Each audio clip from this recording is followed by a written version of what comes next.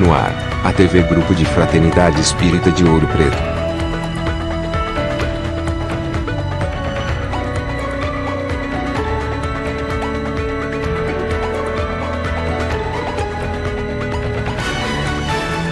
O Fraternidade divulgando o Espiritismo. Não sabe qual é a próxima palestra?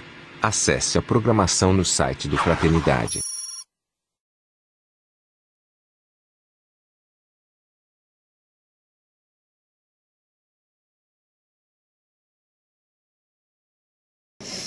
Que o Mestre Jesus, esse Mestre Amor Incondicional, nos oriente e nos dê todo o sustento necessário para as nossas reflexões diárias. Então, para que a gente comece, é interessante que possamos observar o seguinte: ao falarmos de drogas, nós não estamos falando nada de novo. Não é algo que está acontecendo nos dias atuais ou algo da modernidade. As drogas, elas existem desde que nós, seres humanos, ocupamos o planeta. Em todas as épocas da humanidade, nós nos utilizamos das drogas, sejam elas quais forem, né? Elas existem e fazem parte de nós.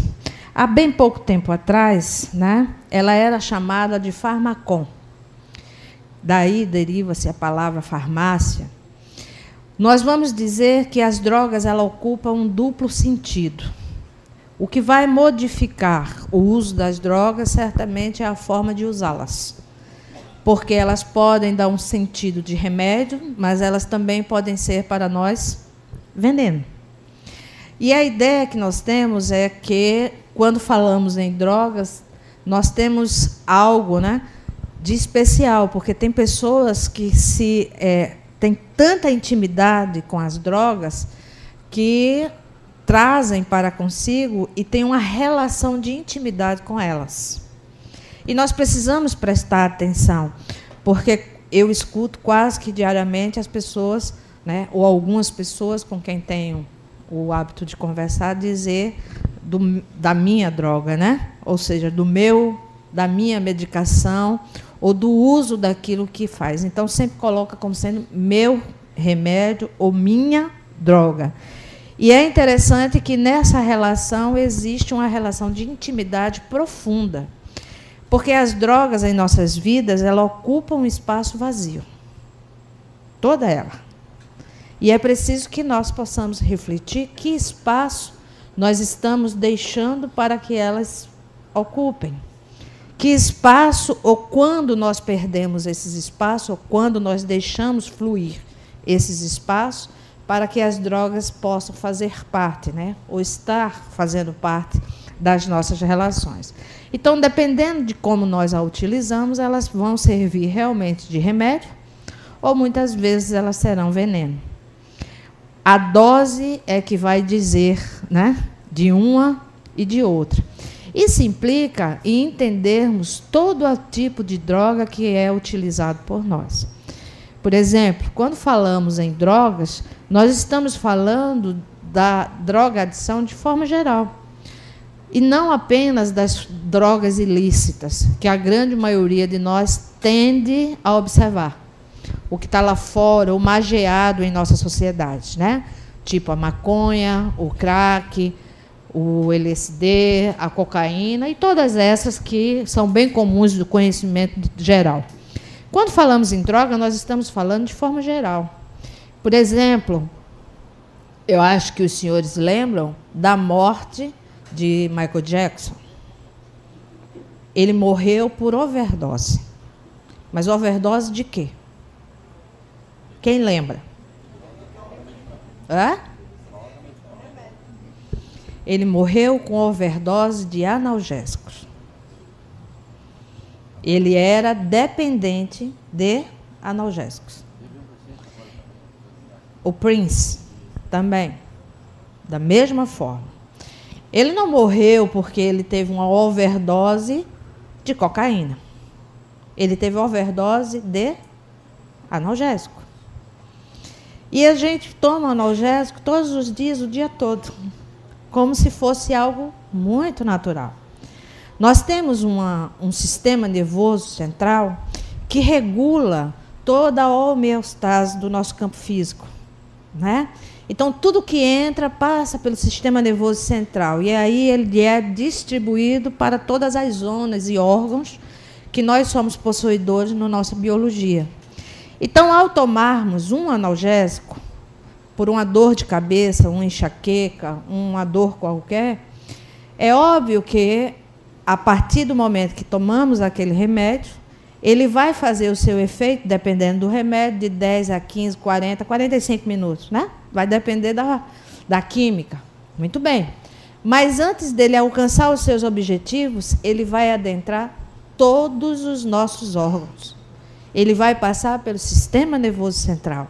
Ele será distribuído, enraizado, para que ele alcance o objetivo dele, que é sanar a dor em um ponto. Mas até chegar a esse ponto, ele vai ter que circundar todo a nossa fisiologia. Ou não?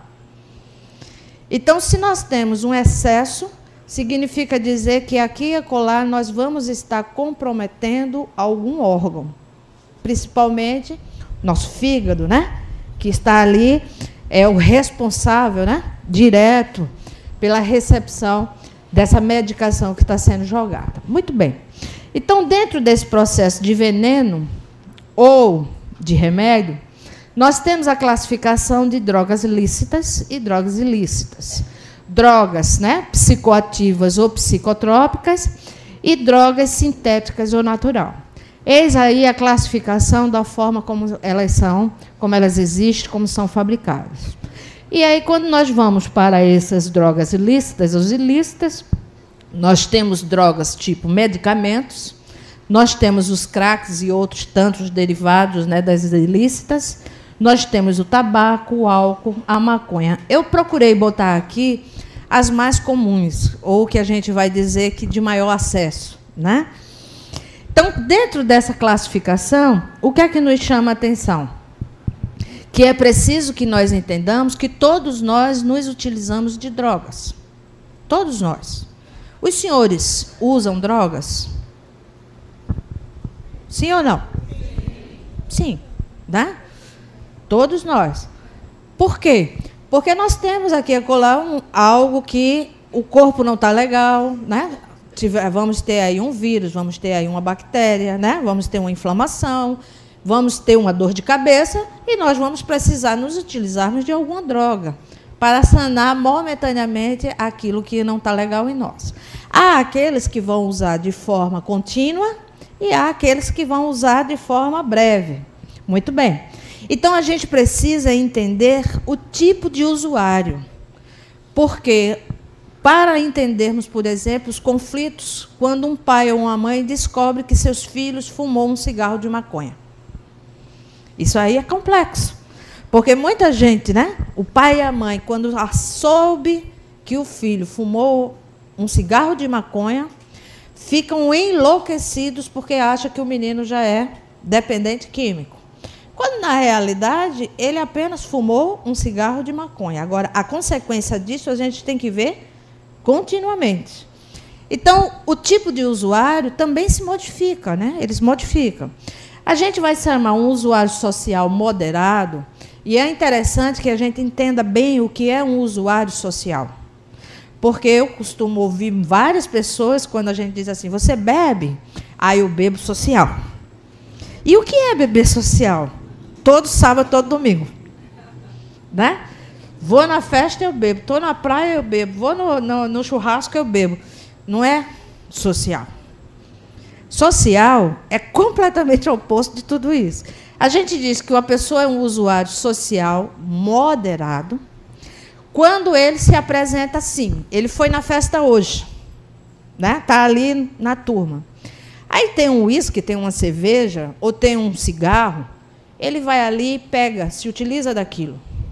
Mas ele só vai voltar a usar novamente 3, 6 meses depois. Na semana seguinte, ele não está usando. Ele aproveitou ali o momento e... tem um uísque aqui. Tá, põe aí 2 dedos para mim. Aí ele fica ali, né? Com aqueles 2 dedos, olha o tempo. Bota gelo e vira água, virou picolé e ele não bebeu, né? Mas está ali. Ou tem uma cerveja, um churrasco, aí ele vai e bebe uma quantidade lá de cerveja. Só que na semana seguinte, nos dias seguintes, ele não vai mais se utilizar daquilo. Ele vai usar isso depois de tantos meses. Isso sim é que é um usuário social. É quando, esporádico, de vez em quando, ele vai ali e usa. É dependente, é diferente de um usuário abusivo. Porque esse abusivo, normalmente, ele é exagerado. Uma coisa que a gente precisa falar, por exemplo, quando a gente se depara com bebidas, né? A bebida, de forma geral, toda ela, da cana aos licores, toda ela, foram criadas e são produzidas para serem degustadas. Degustadas. Eis aí a produção.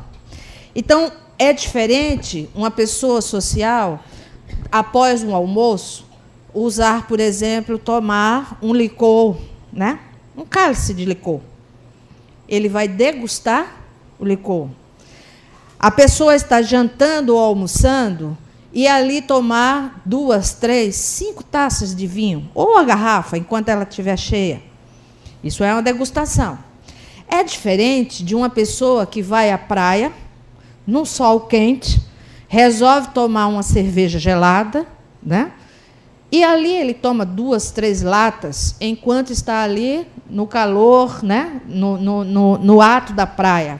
E no churrasco, e nas festinhas. É diferente de uma pessoa que senta-se e toma grades de cerveja. Primeiro, não tem mais paladar, porque após uma quantidade, a língua, né, ela já não produz mais o paladar. Então, a pessoa está bebendo pelo rito, não pelo paladar. Porque o paladar ele é sentido nos primeiros momentos, depois perde-se, né? Porque o sabor deixa de ser sentido pelas glândulas salivares. Muito bem. Então, o uso abusivo normalmente é o exagerado. É aquela pessoa que bebe em grandes quantidades. Enquanto se tiver o litro de uísque não terminar, né, é um bebedor exagerado. Enquanto não tiver garrafas da cerveja, né, e aí vai sentando e vai tomando e vai tomando. Eu tenho, por exemplo, quando a gente vai falar de uma pessoa que é viciada naquilo, né, na droga, é aquela pessoa diferente do dependente. Então, por exemplo, quando a gente fala, tem um parente meu que ele diz que é bebedor social, porque ele só bebe uma vez no ano. Realmente, ele só bebe no dia 31 de dezembro. Mas confesso a vocês, quando chega dia 30, a família já está, Jesus, como vai ser amanhã? Porque o parente vai estar presente no dia 31, né? Aí vocês já imaginam, porque ele já abre o olho com a mamadeira. Está de mamadeira lá, né? E não fecha, quer dizer, 24 horas depois, ele ainda está bebendo. E o pior, por ser exagerado, ele começa e não sabe beber. E, normalmente, o exagerado é aquela pessoa que cria dificuldades terríveis. Um bebedor, né, abusivo, normalmente, quando ele está presente, ou tem confusão, briga, delegacia, polícia, ou lá na frente, separação, porque as pessoas não aguentam. É um bebedor abusivo. Então, tem uma terceira modalidade que nós vamos chamar, que aí sim, é o bebedor ou drogadicto dependente. Então, a gente vai dizer que esse dependente ele tem prioridade naquilo que ele usa. Então, por exemplo, Michael Jackson ele era dependente do analgésico, não é? Então, ele não vivia sem o analgésico, para nada. Da mesma forma, o dependente químico, ele também não pode deixar, porque ele precisa daquilo para continuar vivendo. Uma pessoa cardiopata, ela é dependente química ou não? Sim. Porque ela precisa da medicação para dar continuidade, não é isso? Para poder continuar sobrevivendo, porque o coração necessita, né, daquela medicação. Mas uma pessoa com dependência química no álcool ou nas drogas de forma geral, né, ilícitas, se for dependente, ela dá vida a essa química. Ela precisa dele para viver. De forma geral, todos nós somos viciados e não dependentes. Porque o dependente, ele precisa da droga para continuar vivendo. O viciado é todo aquele que recorre novamente à droga. Então, por exemplo, podemos ser viciados em Coca-Cola. E o que significa isso? Significa que eu tomo Coca-Cola, eu gosto de Coca-Cola, eu tomei uma Coca-Cola hoje, mas daqui a 15 dias eu posso tomar a Coca-Cola novamente. Implica dizer de que eu volto a utilizar o mesmo produto. Então, tomar o analgésico, né, fumar o cigarro, ou etc. e tal, vai nos dizer da nossa viciação em nos utilizarmos por várias vezes do mesmo objeto. Mas, se o objeto deixar de existir, nós continuamos, né, a nossa vida sem o objeto. É diferente do dependente. Muito bem. Então, a dependência química, como a grande maioria de nós é apenas viciados, né, a gente se utiliza, gosta de uma cerveja, de vez em quando bebe uma cerveja, gosta de fumar. Normalmente, o fumante ele tende à dependência, né, porque o próprio cigarro cria, né, pela sua química, a dependência. Mas a dependência química, ela só existe a partir de multifatoriedade. Então, ela é multifatorial. Ela não surge da noite por dia. Ninguém dorme uma pessoa e acorda uma outra pessoa, né? Tudo em nós é um processo contínuo nessa construção. Então, ela envolve várias características. Primeira, ela vai envolver base hereditária. Veja que não estou escrita ali genética. É hereditário, tá? Porque tem gente que acha que porque tem aquele ditado, né? Filho de peixe, peixinho é. Lógico, se nós formos olhar a ideia à luz da reencarnação, não vamos esquecer que as famílias são formadas pelos espíritos simpáticos, semelhantes. Então, é muito natural que dentro das nossas casas nós tenhamos outros membros, né, simpáticos e semelhantes aos nossos pendores, porque comungam conosco espiritualmente também das mesmas ideias. Mas também dentro das nossas casas é muito fácil visualizar que sempre tem aquele que foge à regra geral, né? Então, sempre tem aquele que é diferente, ou que fica diferente, ou que pensa diferente, ou faz diferente. Não é assim? Por quê? Porque dentro das nossas casas nós recebemos os espíritos simpáticos, aqueles que se assemelham, né, às nossas ideias e pendores, mas também temos aqueles que vêm completamente estranhos à regra, ao sistema e ao núcleo familiar, que chegam também para co-participar, mas também para uma N situações de crescimento, evolução do grupo.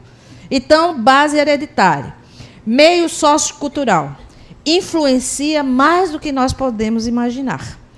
Ora, nós moramos em uma sociedade, nós fazemos parte de uma sociedade onde tudo que é vendido nesse país é vendido em torno de quê? Abrimos as nossas televisões, o que é que está lá?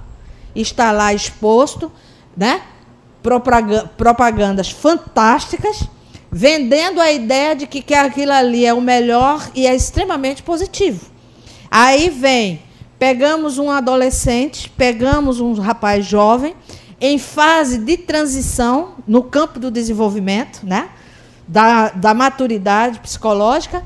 Aí ele vai ser exposto, primeiro, por uma mídia que diz que aquilo ali é preciso ter, é preciso fazer. E depois os seus pares, nos seus grupos, como forma de pertencimento, que vai dizer que se ele, né, não faz parte daquele grupo, no mínimo ele é de Marte. E aí nós estamos nesse processo contínuo de pessoas em transição da maturidade emocional. Não é uma coisa fácil. Então, a questão meio sociocultural influencia mais do que a gente pode imaginar. Aí vem a subjetividade do sujeito.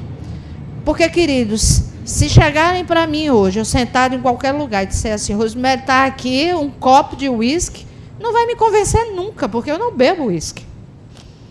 Então, essa subjetividade do sujeito vai dizer daquilo que é preferencial meu. Agora, se chegar junto de mim e botar uma garrafa de Coca-Cola, aí o olho faz tom, né? E com um gelinho e no calor, eu tomo a danada todinha. Ainda que eu acordo todos os dias prometendo, não vou tomar mais Coca-Cola, não vou tomar mais Coca-Cola, não vou tomar mais Coca-Cola. Então, se alguém quer me pegar ou me convencer, ele vai me convencer com o uísque ou com a Coca-Cola? Por quê? Porque a minha subjetividade aceita, né? A gente se alinha, eu e a Coca-Cola. Ela tem um significado e um significante para mim. É um produto que eu gosto. Mas o uísque não. Vai ficar lá a garrafa e daqui a 50 anos vão tomar um uísque 50 anos, fechado, porque nunca vai ser aberto. Né? Porque não me interessa. Então, nós nos consociamos, nós nos associamos com os nossos interesses. A nossa subjetividade nos leva à busca. Por isso que se diz que, normalmente, a gente fica junto dos semelhantes, né? Daquilo que conosco comunga das mesmas ideias. Então, dificilmente uma pessoa alcoolista vai estar do lado de alguém que não curte o álcool. Porque, senão, a coisa não funciona. E assim sucessivamente. Aí, por fim, nós vamos ter os processos reencarnatórios, que também não se pode negar. Quando falamos de subjetividade do sujeito, nós estamos falando da entidade espiritual. E a entidade espiritual somos nós, com uma história de vida que nós não damos conta, do começo até os dias atuais. Porém, nossa subjetividade fala por nós o tempo todo, né? Está nos dizendo e jogando, eclodindo, deixando vir aqui fora as nossas necessidades a partir das nossas crenças. O que é que eu acredito? De que forma eu gosto? De que formação eu tenho? Quais são os meus valores? Aí, se eu souber ter essas respostas, eu sei de que forma eu estou me dirigindo. Porque as nossas crenças fazem o nosso mundo, né? O nosso olhar de mundo e a nossa convivência com o mundo, a partir daquilo que a gente acredita. Eu tenho um paciente que ele tem 18 anos, fez agora. E o pai dele é alcoolista. Aí a mãe vem, né, com um discurso de que é exatamente isso. Eu nunca pensei que meu filho fosse fumar maconha. Eu nunca pensei que esse menino, porque eu fiz tudo por esse menino. Aí vem aquele discurso do dar, né? E quando você vai buscar na subjetividade da família, ele até tem tênis de marca, estudou em escolas de marca, né? Mora em um bairro de marca, vive com um socioeconômico de marca, mas o principal ele ainda não tinha recebido, que era os afetos da família. E aí esse menino olha para mim e diz, eu não sei porque minha mãe está tão admirada porque eu estou fumando maconha, se meu pai bebe todos os dias e cai e quebra as coisas de dentro de casa, e para ela é tão natural ele beber, e por que ela se espanta quando eu fumo maconha? 18 anos.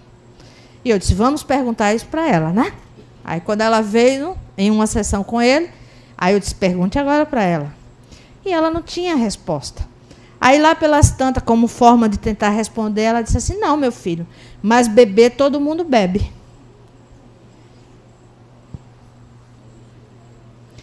E aí, ele bebe de quebrar, ele bebe, inclusive, de tentativa de agredi-la. Aí a pergunta que a gente faz, por que é que esse menino fuma? Eles não se fazem, eles ficam apenas no cigarro e não no porquê do cigarro. Então, o cigarro de maconha, como o álcool do pai dele, é sintoma, queridos amigos, não é a causa. É sintoma. Nós temos que remeter à causa. Então, a causa ela é muito mais profunda, porque toda droga ocupa um lugar. E é esse lugar vazio que será ocupado de alguma forma por alguma coisa. Hoje nós estamos falando, em especial, das drogas. Mas poderíamos dizer aqui que esse lugar será ocupado, por exemplo, por comer muito, compulsivamente. Por gastar muito, compulsivamente. Por comprar muito, compulsivamente. Ou simplesmente sair na rua dando porrada na vida. Em qualquer pessoa que atravesse seus caminhos. Violência. Ou simplesmente pode ser ocupado por uma depressão. Dói tanto que eu não aguento, eu deprimo. E, em última instância, esse lugar será ocupado por um suicídio. Quando eu não dou mais conta. Eu não saio na rua, não dou porrada. Eu já não brigo dentro de casa. Eu já não tenho mais prazer em comprar. Eu já não tenho mais prazer em gastar. Eu já não tenho mais prazer em beber. Eu já não tenho mais prazer em fumar. Então, agora, eu tenho que sair do mundo, porque esse mundo não serve para mim. Sempre será o espaço ocupado por alguma coisa. E, em especial, hoje, nós estamos falando da ocupação das drogas. Está lá, gritando todos os dias. Presta atenção em mim, porque tem algo faltante, né? E eu estou ocupando essa lacuna existencial com isso daqui. Então, nós precisamos dar conta. Primeiro, nos perguntar, né?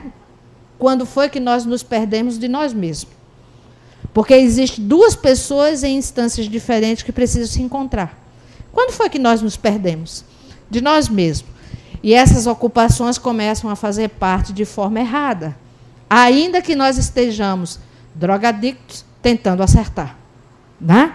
Então, nunca pensei que fizesse. Ora, quando a família e o drogadicto se encontram, a ideia é que nós estamos falando nisso na televisão, nos vizinhos, nas rádios, nos jornais. Todo dia se fala um pouco de droga. Só que as pessoas não prestam muita atenção porque as drogas estão onde? Lá. E a ideia que se tem é que ela está bem longe. Né? Está lá. Só que um dia a gente amanhece com a notícia de que agora ela está onde? Aqui. E ela está aqui e não está aqui hoje. Ela já está aqui já faz um tempinho. Só que eu não estava muito, né? Não estava observando. Muitas vezes a gente diz que é muito ocupado, que eu não tenho muito tempo, né? Que a vida não facilita. Essa é a modernidade. E ela já está aqui já faz um tempinho. Mas, de repente, a gente acorda e ela está lá bem na nossa cara. E agora a gente precisa fazer alguma coisa, porque antes, enquanto ela estava lá, parece-me que não era um problema meu.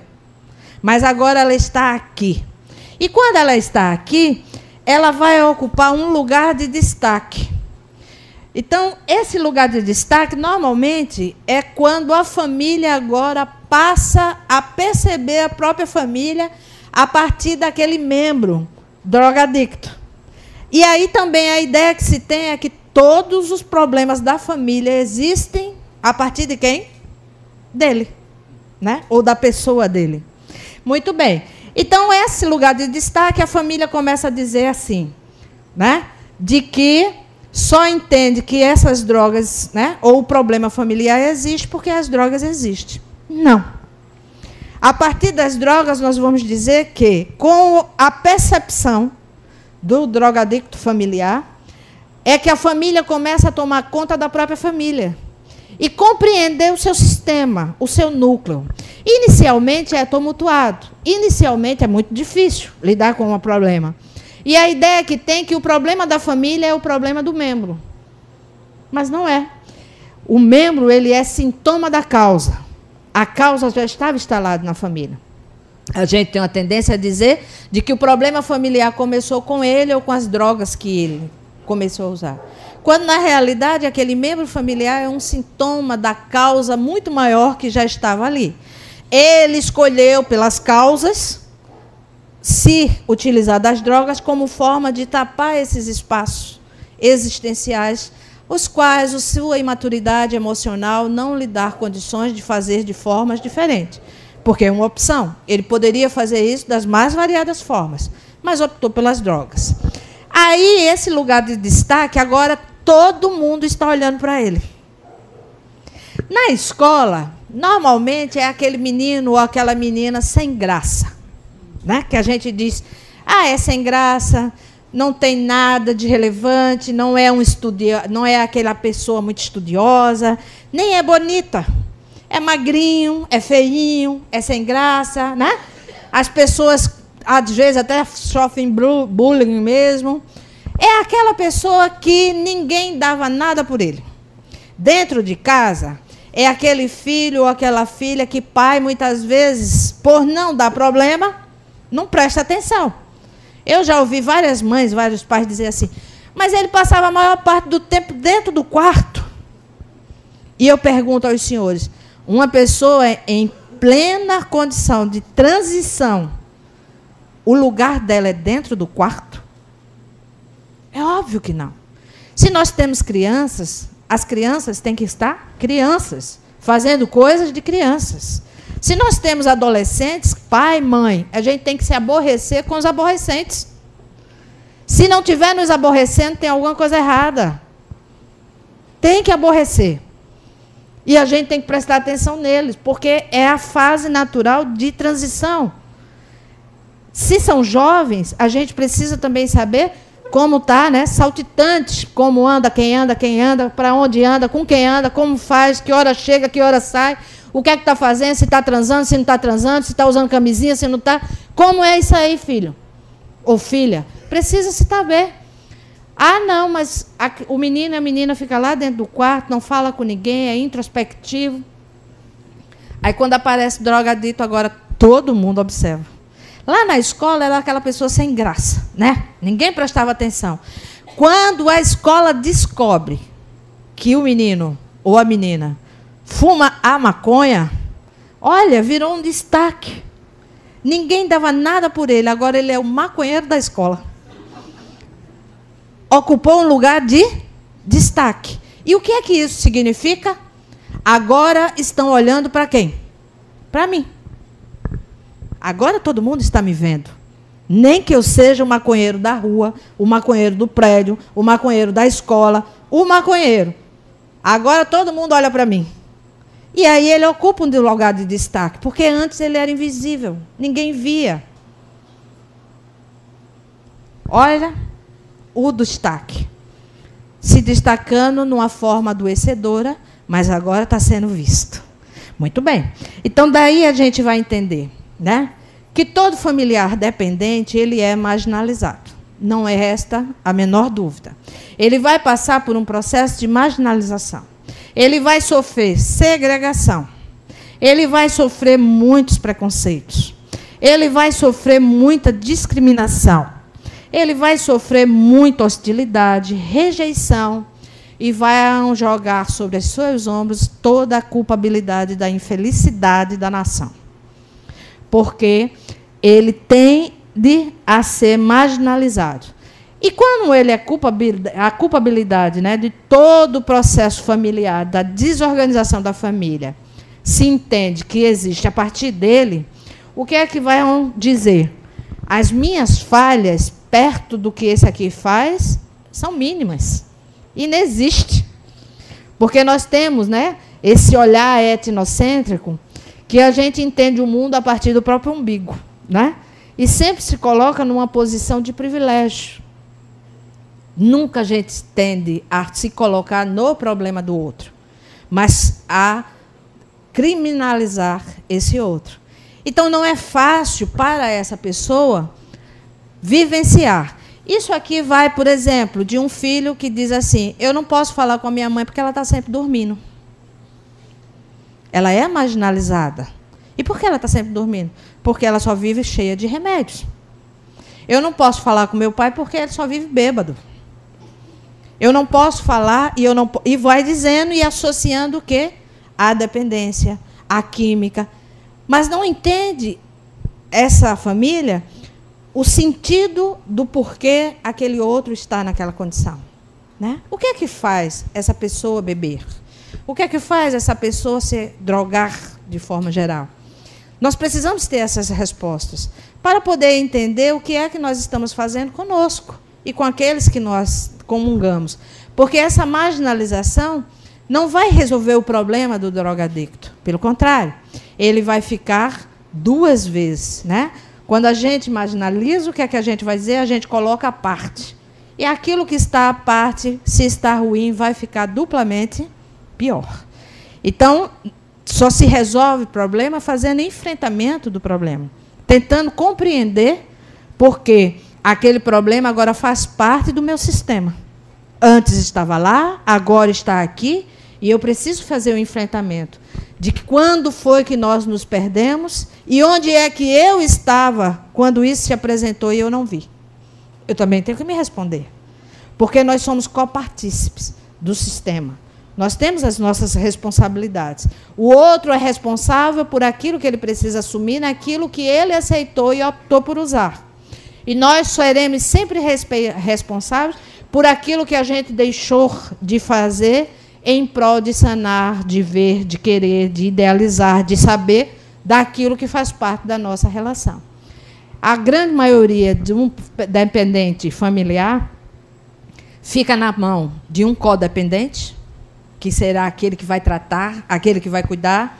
Se é um filho, ou um pai ou uma mãe, né, tem a tendência de ficar mais perto, de ficar ali segurando as barras, normalmente tentando tirar dele as drogas numa posição de imposição de vontade, o que também não vai funcionar, e é o que acontece com a maior parte dos tratamentos hoje para dependente químico. Não funciona, ele é recorrente, porque a forma como estão idealizando a dependência e o tratamento não corre. Retira do dependente a química, mas não retira dele o porquê de usar a química, né? E aí, quando os portões se abrem, depois de meses, ele vai em busca de quê? Daquilo que sanava o buraco que já é existente. E o desejo não é da ordem da consciência. O desejo é da ordem do inconsciente. Porque o desejo está na ordem da falta. E nós somos sujeitos da falta, sujeitos da incompletude. E a mídia sabe disso. E aí ela joga o quê? É mais ou menos assim, quanto tem um comercial? 5 segundos, né? Como é? 1 minuto? Como é? Nem me lembro mais. Quanto? 30 segundos.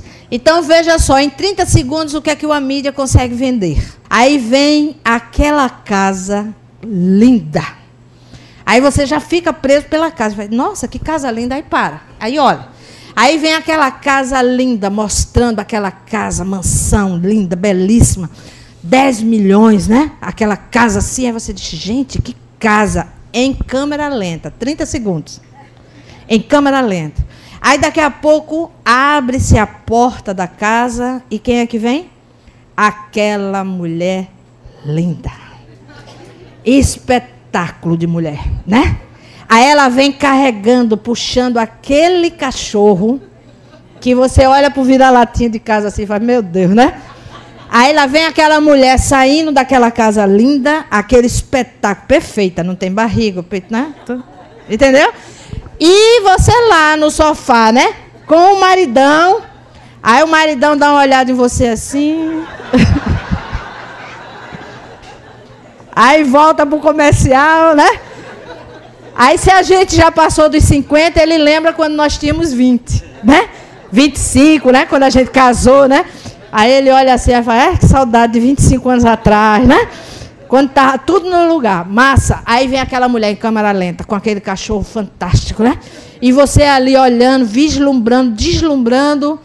Aí ela chega na frente daquela casa linda, aquele espetáculo de mulher, com aquele cachorro fantástico que a gente não pode comprar. Aí ela encosta naquele carro. Aquele, né? Que é o sonho dos alfas aqui, né? Os homens alfa. Aí ele olha aquele espetáculo de carro vermelho que é para brilhar. Aí ela encosta. Aí agora, mulheres, quem é que sai da casa? O homem, né? Aí vem aquele homem, 2 por 2, né? Um espetáculo. E a gente ali, ó, aí é hora da gente olhar para o marido, né? Aí olha para o marido. Aí lembra também de 25 anos atrás, né? Aí faz, meu Deus, aí vem aquele homem lindo. Isso tudo em 30 segundos e em câmera lenta. E a gente ali, olhando maravilhado com aquilo tudo. Aí aquele homem lindo com a mulher linda da carro lindo, do cachorro lindo, ele pega no capô e o que é que ele coloca? 1 litro de uísque. Aí você está em casa e diz, bem, a mulher eu não posso ter, o homem também, a casa não, o cachorro, mas o uísque eu posso. Aí pega o cartão hiper, vai lá no Bom Preço, divide em 10 vezes, E ali a gente vai sentir-se como inserido. Eis aí a mídia. E a gente não percebe. Ela faz isso conosco todos os dias. Todos os dias. E a gente acha aquilo a coisa mais natural do mundo. Eis aí os fatores, né, que a gente precisa entender. A cultura está nos moldando o tempo todo. Muito bem, deixa eu correr aqui. E a pergunta é exatamente o que falta. Diante de um drogadicto, a gente precisa saber o que é que está faltando. Se tivermos a resposta, a gente vai saber como sanar e dar continuidade a uma vida sadia. O que falta, e não os motivos, de forma geral, que envolve esse sujeito no seu contexto sociocultural. Mas o que é que falta na alma é que está a resposta. Nós precisamos buscar lá dentro. E isso precisa fazer um retorno a si mesmo, para poder fazer esse encontro, ou reencontro consigo mesmo. Então, o que é que falta? Dentro disso, o que é que a gente entende? Que as drogas, como qualquer compulsão, elas ocupam um lugar, primeiro, de risco, nas suas neuroses. E dentro disso, ela ocupa o quê? O vazio dos afetos. Dentro da família, essa carência afetiva vai dizer da imperícia da família na relação afetiva com seus membros. Então, infelizmente, a gente assiste todos os dias, e eu assisto como terapeuta de casal e família, e psicóloga que sou, a imperícia da família, do pai e da mãe, de expressar afetos. As pessoas têm muita dificuldade de falar dos seus afetos, de construir esses afetos e esses diálogos. E hoje, logo cedo, nós conversávamos ali com um amigo aqui do lado, a dificuldade com as redes sociais, onde as pessoas hoje não têm mais a habilidade, né, para construir relações de intimidade. Isso vai falar dos nossos afetos que são negados o tempo todo. Se nós somos dependentes, inclusive afetivos, de pessoas ou coisas, se quisermos nos curarmos, precisamos mudar as nossas sequências. Significa mudar de estilo de vida. Significa mudar o olhar, a forma de ver o mundo e nos relacionarmos com ele. Porque enquanto estivermos fechados nas nossas crenças ou nas verdades que a gente julga já ter, continuaremos 1, 2, 3, 4, 5. 1, 2, 3, 4, 5. E cada vez que tirar algo de nós, ficaremos com aqueles vazios existenciais. 1, cadê o 2? E o buraco vai aumentando. Mas se nos permitirmos construir novas sequências, pode ter certeza, passaremos pela vida com as dificuldades que precisamos tê-las, porém, de forma harmônica, com um outro olhar de mundo, com um outro olhar de vida, com um outro olhar de pessoas. Compreendendo o quê? O sentido da vida. E não vivendo biologicamente, empurrando a vida com a barriga. Então, para finalizar, aqui é o que fazer. Afeto, diálogo, acolhimento, relação de confiança, ambiente doméstico respeitável, porque eu não posso cobrar do outro aquilo que eu ainda não tenho. Tem que ter regras claras para todos, participação da vida do outro, preferências pessoais e referências de vida. Os recursos no tratamento espírita precisam ser conjuntos, porque ele é bilateral. Não se trata drogadicto querendo milagre que se opere sem a participação dele ou dela. Então, recursos têm que ser médicos, porque não existe uma pessoa dependente sem uma inter-relação com a medicina. Tem que ser psiquiátrico, tem que ser psicológico, tem que associar. E outros recursos, porque dependendo do grau da dependência, vai precisar de fisioterapia, de terapia ocupacional e por aí vai. E espiritual, porque quando nós estamos adoecidos da alma, do campo físico, a gente também, naturalmente, permite um adoecimento também no campo da alma. Esse adoecimento espiritual, né, vai necessitar de prece, da fluidoterapia, para a evangelização e um processo de desobsessão, que vai levar o drogadicto ao quê? A uma proposta de reforma íntima, que é exatamente essa nova visão, né, essa nova sequência. Daí o que a gente precisa se preocupar com dados do SEBRID é de que os nossos filhos não estão fumando a crack, não estão na maconha. É o mínimo de pessoas que estão se utilizando disso. Os nossos filhos saem de casa todos os dias para beber. O que está matando a nossa população não é o crack, não é a cocaína, não é a maconha. O que está matando a nossa população de jovens e danificando as nossas famílias é o álcool. E onde é que ele é vendido? No lugar mais próximo da nossa casa. E é comprado de forma natural por todos, porque ele é lícito. Então, quem mata a nossa população não é a maconha, não é o crack. Quem está matando a nossa população e os nossos filhos é o álcool. E ele, sim, saiamos daqui prestando atenção. Porque o álcool, olha, ele ocupa em homens 80% está se utilizando do álcool. E olha as mulheres, não está muito diferente, não. Essa era a mensagem que eu queria colaborar, para que nós saiamos daqui olhando as nossas relações e sistemas familiares de forma diferente. Porque o que mata na nossa população, na nossa família e os nossos filhos, com certeza, se existe, está saindo de dentro das nossas casas, de forma natural e de forma pacífica. E aí sim, em relação ao álcool, é onde nós precisamos tomar pulsos fortes e tomar atitudes sociais de civilidade e cidadania. Porque quando eles não são mortos, eles estão matando. E quando eles não estão matando, nós estamos nos matando quando aceitamos que um jovem de 15, 16, 18 anos saia da vida. Porque, aceitavelmente, né, nós estamos dizendo, de forma natural, que ele pode beber. Era a mensagem que eu queria colaborar. E aí, Joana nos diz que todas as vezes que a família se desestrutura, a sociedade cambaleia, a cultura degenera e a civilização se corrompe.